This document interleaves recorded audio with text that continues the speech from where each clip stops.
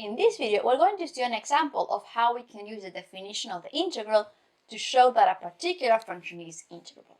So let's get started. So we're going to consider the function given by this. The function is equal to 1 if x is equal to 0, and the function is 0 if x is not equal to 0. So the function is a 0 everywhere except at 0 where it's 1. So the question is this function integrable on the interval from -1 to 1?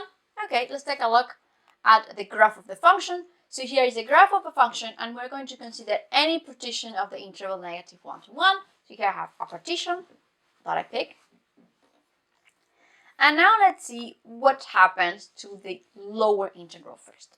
So you see, on every subinterval, the infimum of my function is always 0. Because, well, no matter which interval that I pick, there is always going to be a point that is not x equal to 0. So the function is going to be 0 at that point. So always, the infimum of my function in every subinterval is going to be 0. Well, but that means that for every partition that I pick, the lower sum, which is the sum of the areas of those rectangles whose height is the infimum of the function in that subinterval, is going to be 0. So the lower sums are all 0, and the lower integral is the supremum of the lower sums, but that's just the supremum of the set that has just the element 0. So this is 0. Okay, so this was easy. We know that the lower integral is just 0.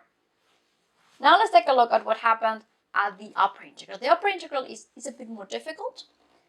You see, for the intervals that don't contain the point x equals 0, the height of the rectangles is still 0. So the only part that matters is when an interval contains the point x equals 0. And then the area of this yellow rectangle is going to be the width of the rectangle times the height, and the height we know is 1. The supremum of the function in an interval that contains the point x equals 0 is always going to be 1. So okay, so we could have this situation. So the area would be 1 times w, this width of this rectangle.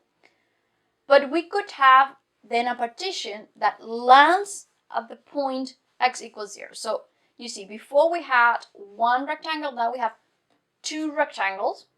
But if we add the width of both rectangles, we can just think of it as it's one bigger rectangle. And then you see, doesn't matter how many points I have in my partition for the ones that the intervals don't really contain 0. So if an interval doesn't contain the point 0, then it doesn't really matter. So I can really ignore them.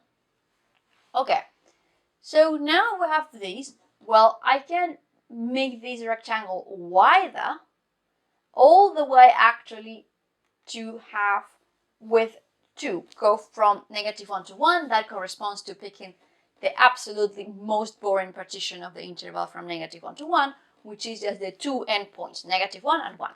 If I pick that partition, then my upper sum would be just the area of this huge rectangle, which has base of width 2. The height is 1, so that area would be 2. But then, of course, I can make this smaller. I can make it very, very, very, very small by picking 2 points that are around 0, as close as I like them to be to 0.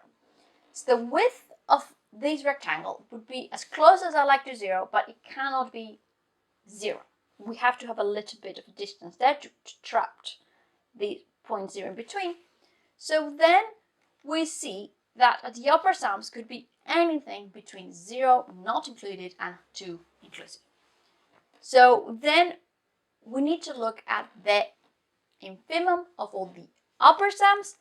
Well, that would be the infimum of the set from 0 open to 2 closed, and that is 0. Oh, good. Now we have that the lower integral is equal to 0, that the upper integral is equal to 0. So the function is integrable because the lower and the upper integral are equal. And then we know that the integral from -1 to 1 of my function f of x dx is equal to 0.